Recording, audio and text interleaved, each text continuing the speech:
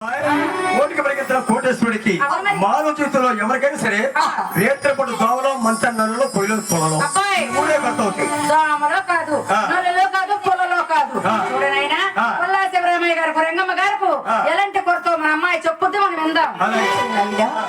మరి ఎటువంటి పుణ్య దంపతులకు కూడా అమ్మాయిని పిలిచి ఆడబుడ్డ లేక నా నాన్న శుభగోళలు లేక అలాగే రంగమ్మ శివరామయ్య ఉత్తర సంతానం కొరకే ఎటువంటి పూజలు ఎలాంటి నవ్వులు నమస్కారం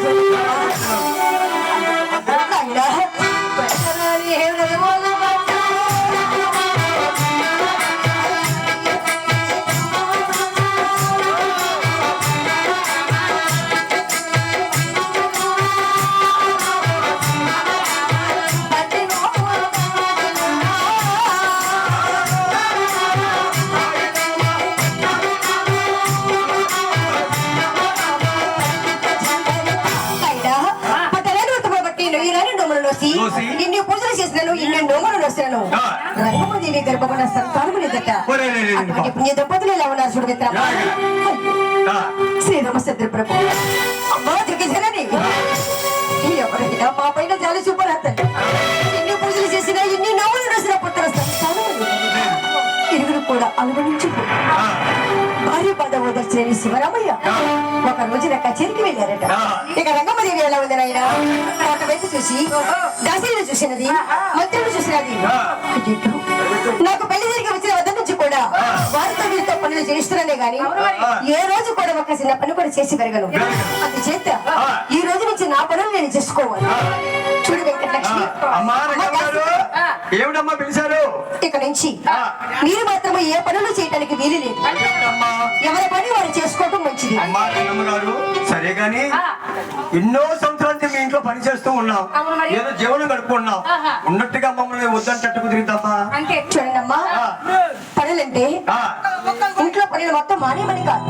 నా పనులు నేను చేసుకుంటాను, మీ పనులు నేను చేయండి అంటే ఊరు బయటికి వచ్చి నా సొంత పనులు, ఇంట్లో పనులు అన్ని నేను చేసుకుంటాను, మిగతా పనులన్నీ మీరు చేయవచ్చు. చూడమ్మా, మంచి మాట అంటే మా ఉద్యోగం ఉంటుంది అంటే సరే అట్టేగా మరి మాట్లాడలేము. అలా రంగమ్మ కూడా దాసిని పిలిచి తెల్లవారితే నాగలు చెబుతుంటున్నాను, మరి పూజ ఏర్పాట్లు చేయాలి.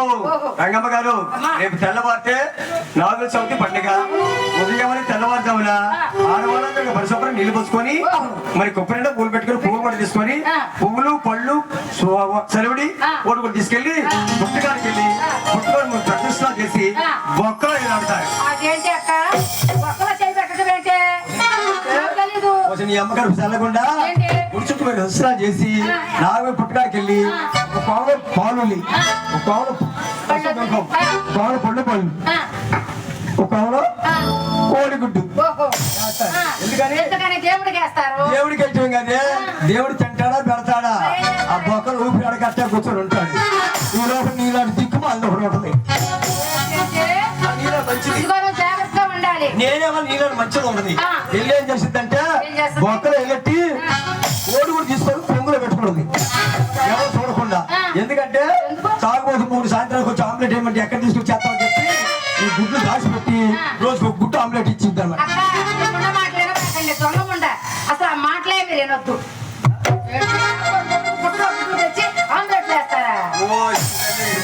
ఇంకా తెలియట్లేదన్నమాట.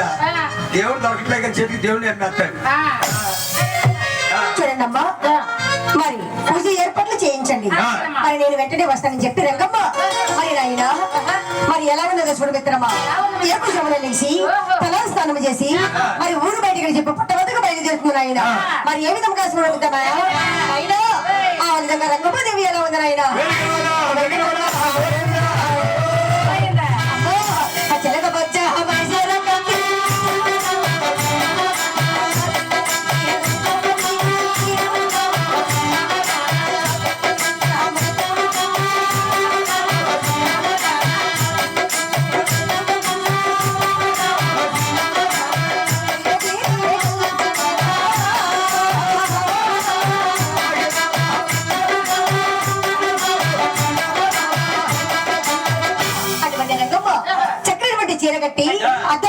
జరిగి మరి రంగమాదేవి బయలుదేరి వస్తూ ఉండగా మరి ఇంతలో కూడా ఇరుగు పరుగు వచ్చి చూసి పుట్ట వద్దకు వస్తూ రంగమని కళ్ళారు చూశారట.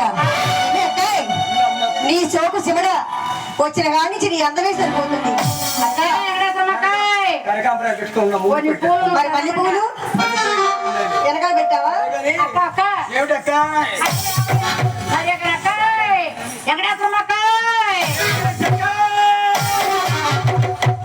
ఏమొచ్చింది పోయాక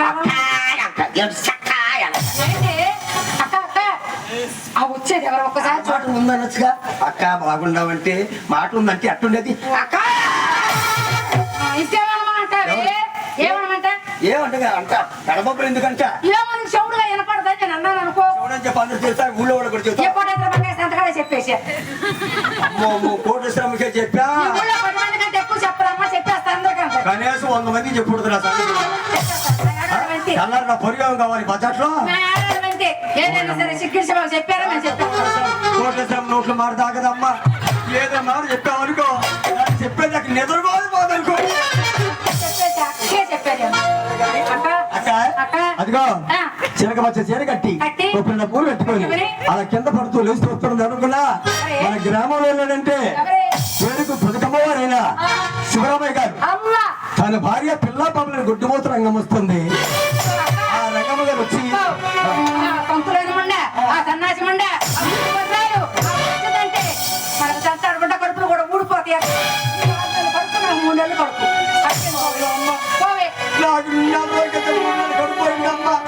మళ్ళీ ప్రేమ వస్తుందో కానీ అర్థం కాదు. ఆ విధంగా ఇరుగు పరుగు మరి చూసి సంతని మొండ సన్నాసి ముండ పుట్ట గొడ్రాలు ఎదురు ఎప్పుడైతే అనరాలు మాట్లాడినారు రంగమ్మ ఎలా ఉందో చూడండి. అబ్బో అక్కలారా ఓ దైవల తల్లులారా, అబ్బో బ్రహ్మదేవుడు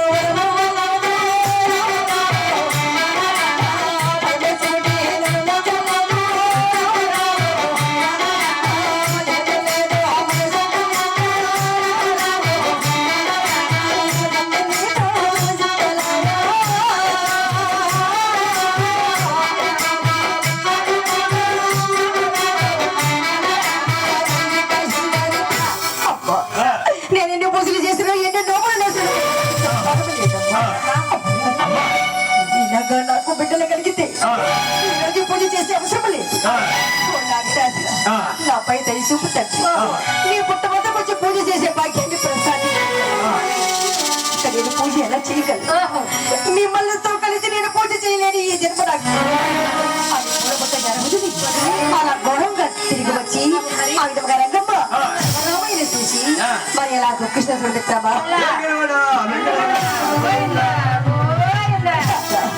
నాతో ప్రాణేశ్వర ఇరుగు పురుగు మరి చూసి సంతరణ పడ్డ సన్నాసి ఉండా పుట్టు కొట్టాను అందరూ మాట్లాడుతుంటా. ఇక ఈ ప్రాణం ఉండే మనకి ఎందుకు ఈ భోగభాగ్యం నష్టేశ్వరం ఉండడం మనం ఏమి చేసుకోవాలి నాన్న.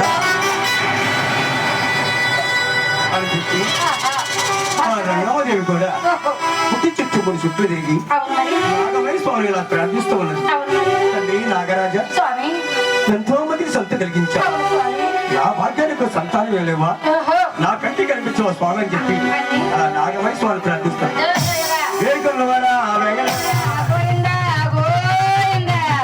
నాగన్న బుసు కొట్టుతున్నాడు.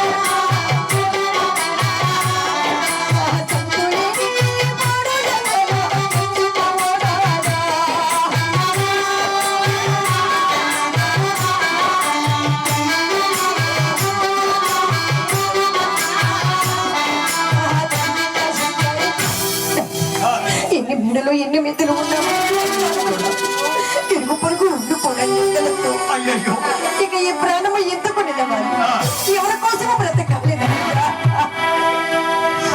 అని చెప్పి రంగమ్మ అలా దుఃఖిష్టమండగా మరి శివరామయ్య భార్య బాధ ఓదర్చలేక చూడుదేవి చూడదేవి రంగమ్మ నాదా లోకం కాకులు లాంటి వాడు. అవునాదా ఎవరో ఏదైనా చెప్పి మాటలు పట్టుకొని నువ్వు కన్నీరు ధర్మంగా ఆడవారు కాబట్టి మీరు బయటికి చెప్పుకోగలిగారు అవునాదా? మేము మగవాళ్ళు ఎవరితో చెప్పుకోగలరు ఉదయం లేచి రాజు కచేరీలో కూర్చొని నలుగురు మీటింగ్ చెబుతూ ఉంటే నలుగురు ఏమన్నారు తెలుసా ఏమయ్యా శివరామయ్య గుడ్డమోతి శివరామయ్య నాకు తీర్పు చెప్పేది చాలు కలిపోవయ్య అంటూ ఉంటే ఆ మాట వినలేక ఎంత బాధ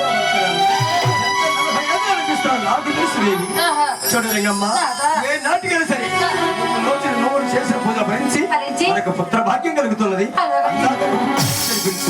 అంతకంటే మనం చేసేది ఏం లేదు అని శివరామయ్య కచేరికి వెళ్ళిపోతూ ఉండగా ఇక రంగమ్మదేవి ఎలా ఉందని ఆయన పరమేశ్వర శ్రీనివాస శ్రీరామచంద్ర ప్రభు ఈ భోగభాగ్యం అష్టేశ్వరుడు కూడా నేను అడగకుండా ఇంత సౌభాగ్యాన్ని నాకు ఇచ్చారు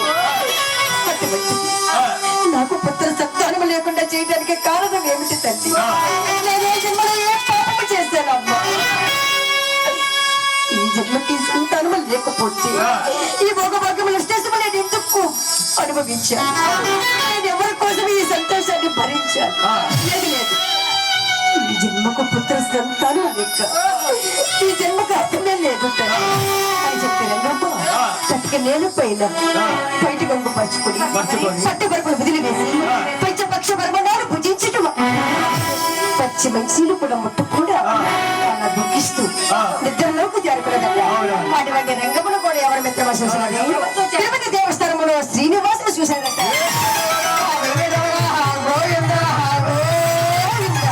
చూసిన శ్రీనివాసులు ఎలా ఉన్నారు చూడు మిత్రమా అరే ఈ రంగమ్మ సంతానములే కాలపిడిచిపోతున్నది ఇటువంటి పుణ్యాత్మురాలైనా ఈ రంగమ్మ సంతానము కలుగుతుందని స్వప్నమంది చెప్తే తన సంతోషముగా ఉంటుందని చెప్పి ఆ ఒక శ్రీనివాసులు కూడా మరి అడిగిన ప్రభు ఎలా వస్తారు చూడండి ఏడు కొండలవాడ ఆ వెంకటరమణ ఆ గోవింద ఆ ఒక శ్రీనివాసులు కలుగుతున్నాడు చూడు మిత్రమా అయినా